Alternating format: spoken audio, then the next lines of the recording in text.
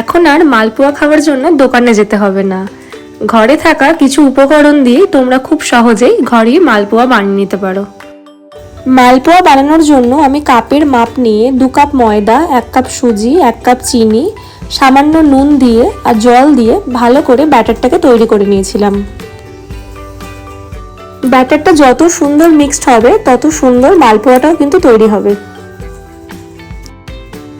যেহেতু সুজি দেওয়া আছে সেই জন্য ব্যাটারটা একটু গাঢ় হয়ে যেতে পারে। সামান্য পরিমাণে জল দিয়ে আবার যদি ব্যাটারটাকে ভালো করে নাড়ানো হয় তো অবশ্যই জিনিসটা পাতলা হয়ে যাবে।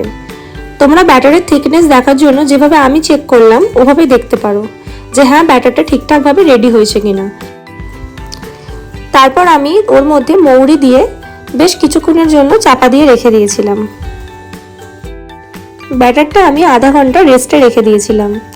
আধা ঘন্টা পর কড়াইতে সাদা তেল গরম করে আমি ব্যাটারটা এক হাতা করে ছেড়ে দিয়েছিলাম।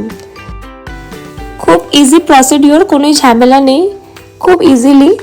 আর এটা তোমরা ঘরে বানিয়ে নিতে পারো, এটার জন্য কোনো ঝামেলা নেই। একবার এপিট ওপিট করলে একটু লালচে রং এলেই একটা করে মালপো রেডি হয়ে যাবে।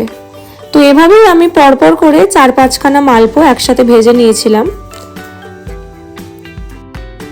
তোমরা দেখতেই পাচ্ছ যে আমি কিভাবে তৈরি করেছিলাম মালপোটাকে।